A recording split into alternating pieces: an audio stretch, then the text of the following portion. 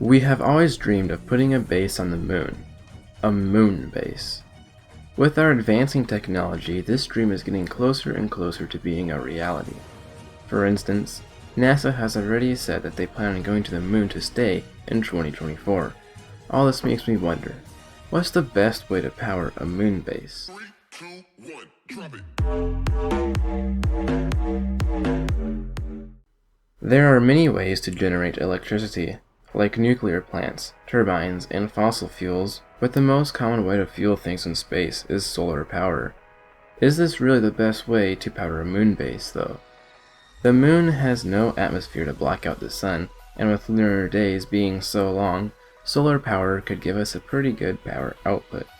The intensity of light on the moon averages at about 1.37 kilowatt hours per meter squared, which is about 30% higher than that on Earth.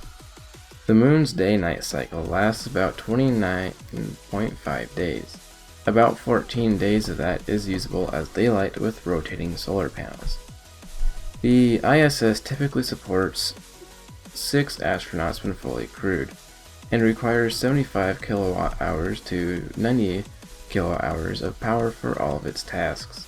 We can use this power usage as an approximate value for a moon base supporting 6 people. By doing the math, we find out the base would use 2,160 kilowatt hours in an Earth day, or 63,720 kilowatt hours in a lunar day. In order to make this amount of power in the 14 Earth days we have of sunlight, our solar panels would need to produce just under 190 kilowatts every hour.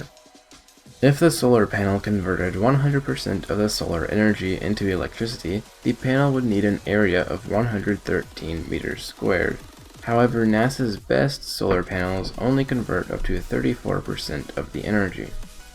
This reduces the power generated by a solar panel from 1,370 kilowatt hours to only 465 watt hours.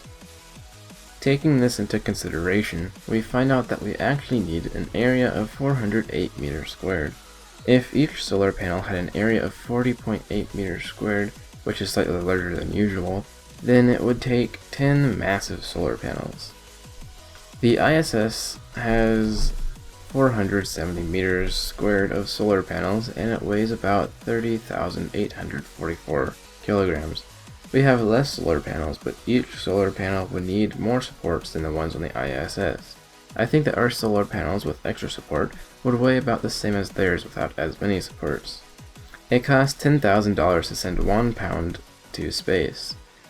30,844 kilograms is about 68,000 pounds. It would cost $680,2,600 to send just the solar panels to the moon.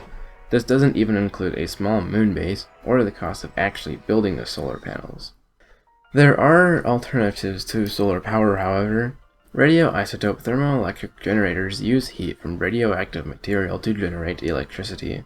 This gives us a steady power level, but the conversion rates are poor and cannot be used near humans. A thermophotovoltaic cell uses both heat and infrared near-infrared rays to convert even more energy into electricity. These have better efficiency and can use more than just radioactive material, but still needs an emitter with a temperature of 9 to 1300 degrees Celsius. A thermophotovoltaic cell can have an efficiency of up to 83%. That's almost 2.5 times the efficiency of a solar panel. But large light concentrators are needed to provide reasonable temperatures for efficient operation. The natural surfaces of the moon only reach 127 degrees Celsius, so our TPVs wouldn't work anywhere near maximum efficiency. None of these options seem very good, but there might be a very easy fix to our solar panel issue. At certain places in the poles, like the edges of the Shackleton crater, the sun always shines. This means that if we put our solar panels on the very edges of the Shackleton crater, we wouldn't need to produce as much power. We would need to produce some extra power because not all of the edges of the crater receive light at the same time, but this would make it a lot better. We could possibly hoist the solar panels up into the sky to ensure that they always receive the sunlight, and we can rotate them to keep them facing the sun. The sun would always be rather close to the horizon here. Another reason to put our base next to Shackleton crater is the ice deposit in the crater. NASA has confirmed ice in much of the craters on the South Pole.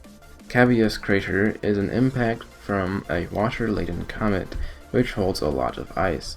Cabeus is also not too far away from the Shackleton crater. In conclusion, a moon base located here would give us water and lots of information about this crater.